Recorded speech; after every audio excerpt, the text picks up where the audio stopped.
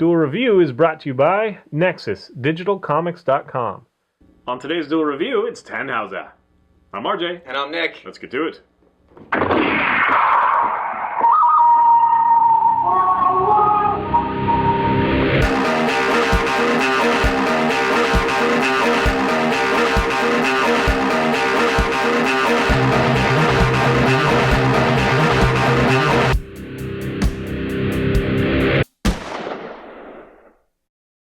Today is the 14th of November, and we're taking a look at Tannhauser, the board game. That's right, and this is one of those great fantasy flight games that comes with a lot of parts that, you may not need. But this one happens to be really fun, not like Android, where we had a lot of trouble with.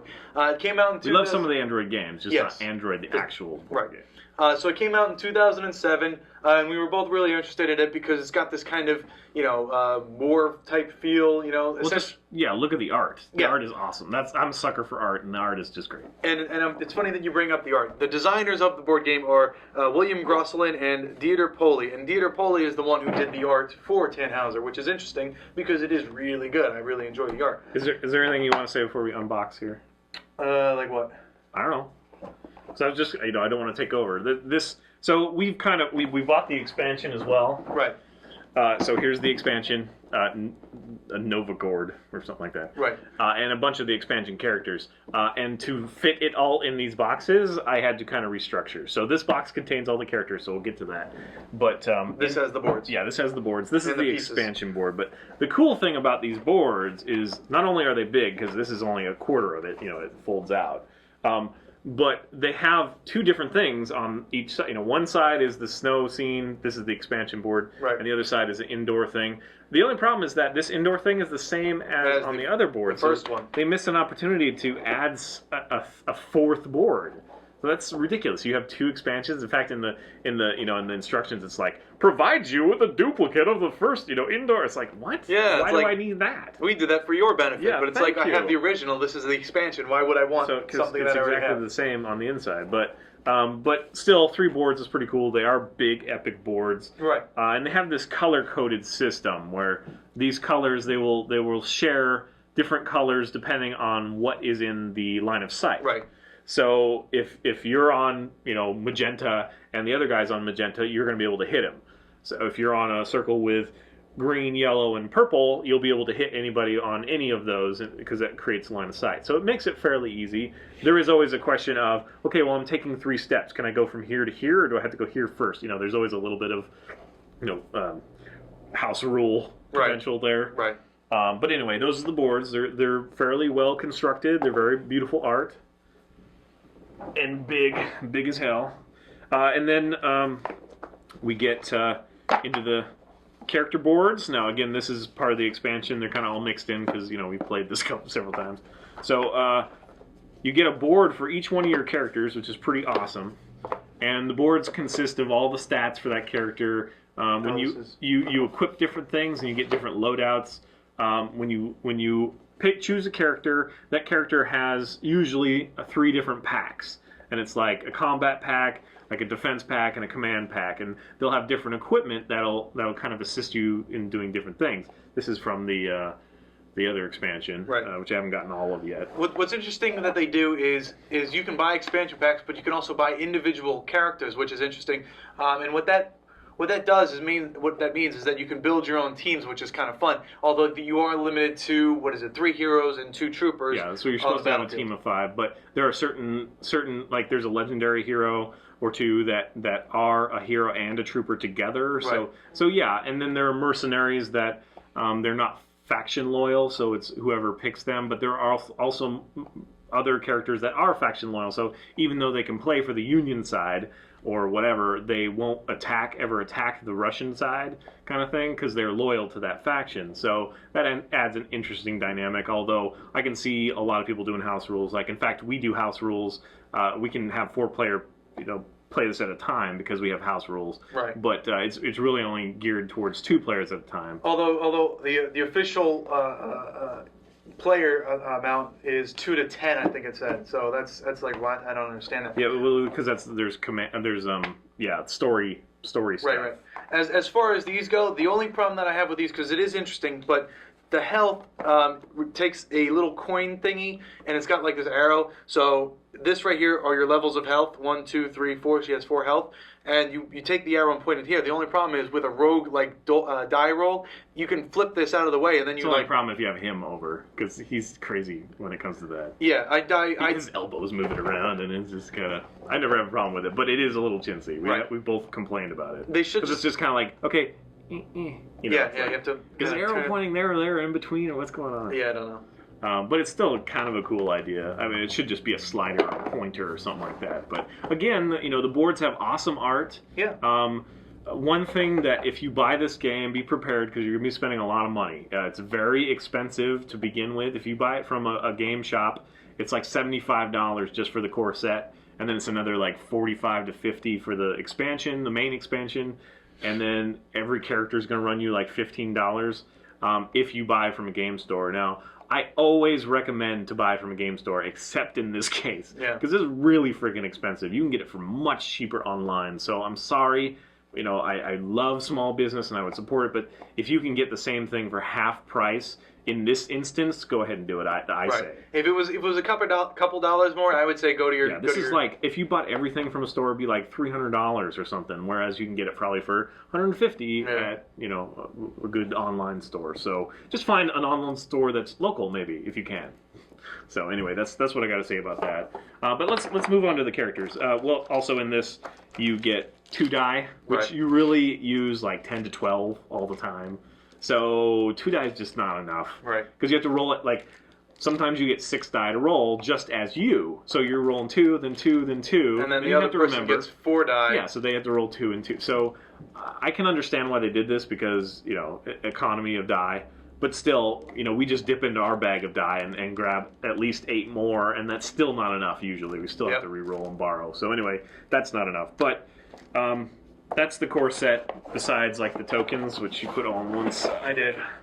And we've got things called command points, which, you know, 1 through 9 or whatever.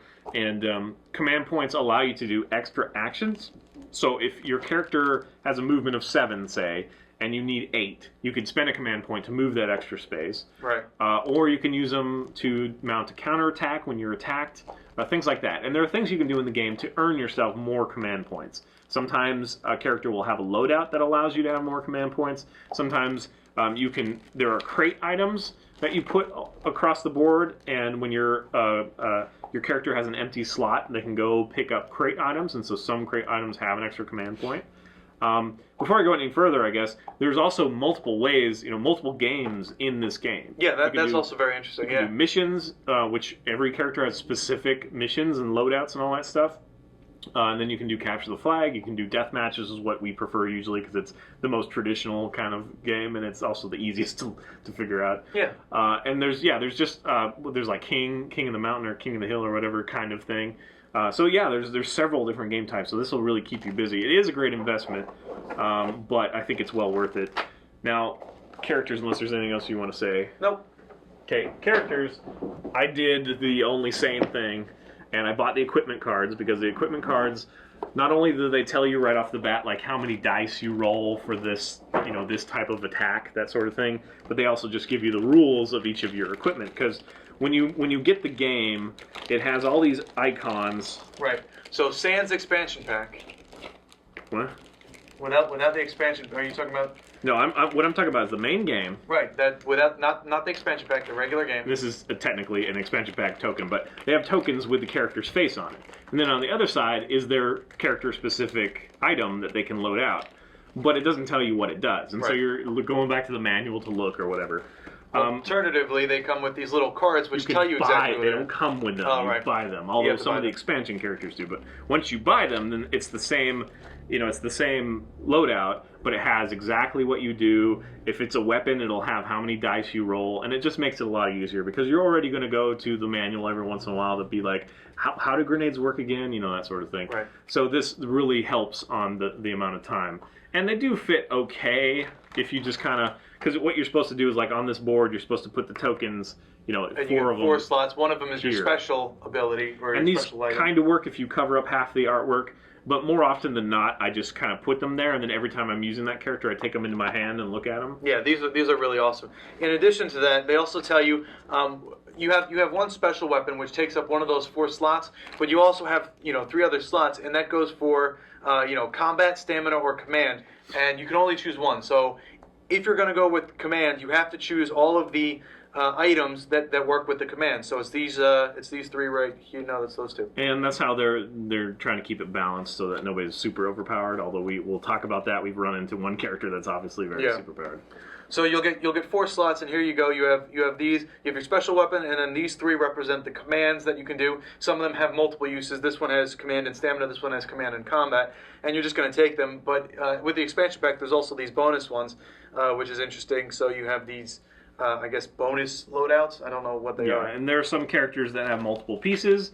Like Hoax, she has up to 4 pieces. She only uses 3 in the main game, but she can mislead people and like send out holograms kind of thing. Right. Won't get really into it, but there are some very interesting character choices. There's also two other characters that are able to interact with other characters, like little droids kind of thing. Yeah. That's interesting. But another reason to buy this game is the little models, and I know you can't really see that well, but some of them are really impressive. This one is one of my favorites.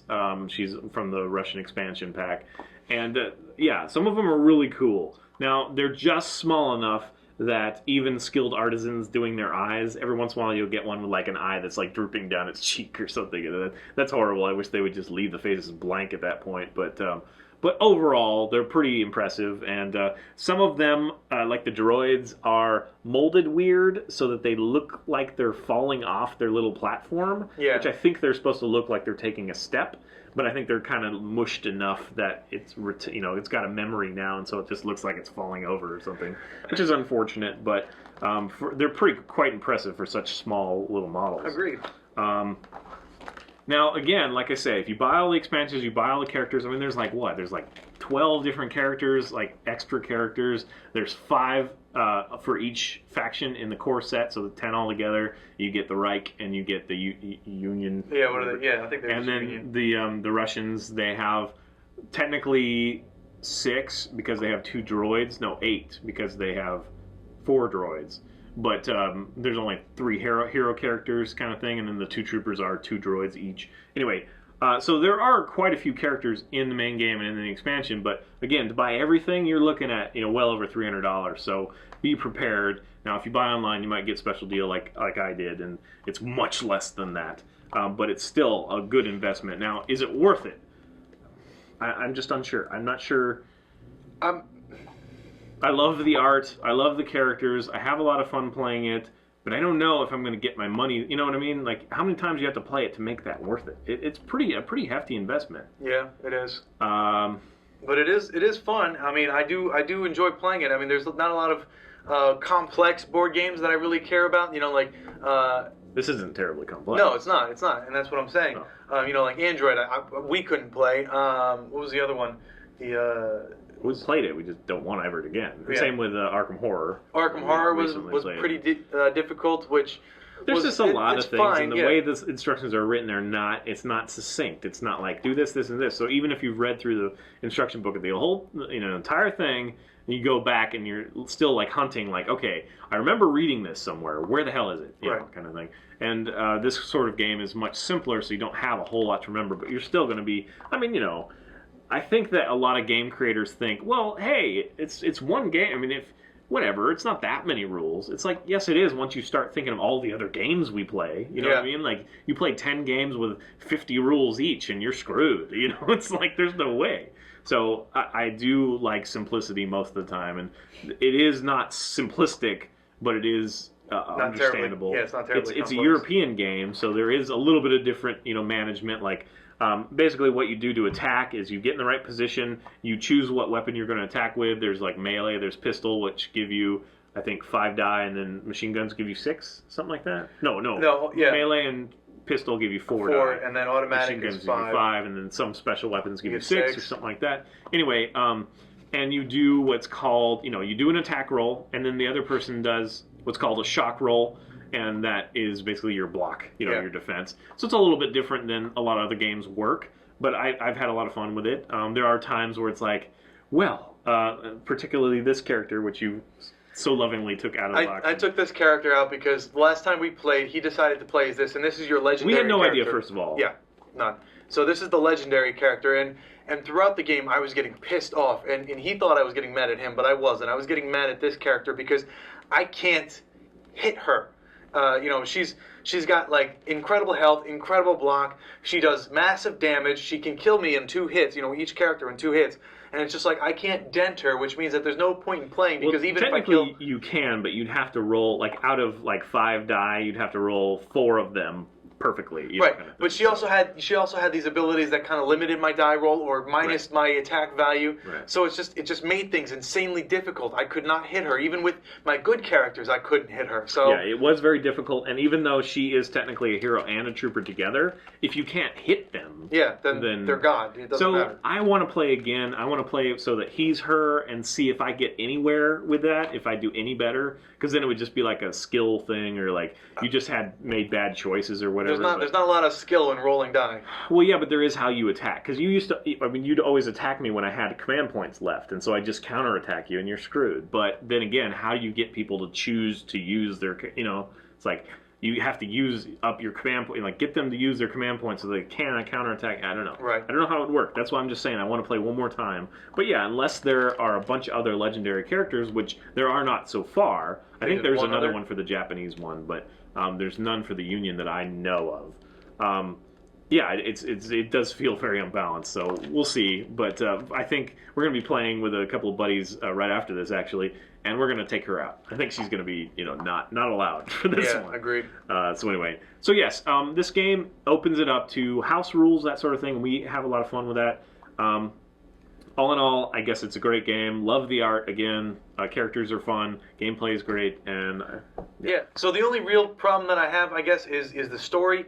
As far as the gameplay goes, because in the gameplay you don't really, you have the missions, but it doesn't really do anything with the story. The story's never really unfolded. And what the missions do. Well, the missions kind of do, but it has nothing really to do with what's. I don't know how to say that. Basically, what's happening is after World War I has continued and kind of rolled over into World War II, so that kind of adds to the art style, which is awesome. But you have the Reich trying to open a portal to hell to resurrect this demon to enslave humanity, and as the Union are trying to stop them, as the Reich are trying to make it happen. But that doesn't, it doesn't really tie in. There is no sense of dread in opening a gateway to hell. It's either beat the Reich or beat the Union, and that's the end of the story. And, what's done is done. There's no impact there, and that's kind of unfortunate. But that's really the only problem that I have. Outside of that, the story's kind of fun, and I did enjoy it. Reading it, just I wish I played a little bit of it, I guess. All right, guys, if you have any other questions about it, this is the sort of thing that we can't touch on everything. Right. And this is not a playthrough, kind of tutorial thing. So, but if you have any questions, let us know in the comments, and we'll get back to you with the best of our, ability. And please subscribe to our YouTube channel. Thank you for those that have. Look at our great playlists. Game Live's been a lot of fun. Moonflower and Fover are great. Thank you. And please leave comments. We love comments. And you can help support us in our new digs by buying our wares at spiderwolf.com. Yes, please. T-shirts, card games, art prints, and more to come. See you guys later.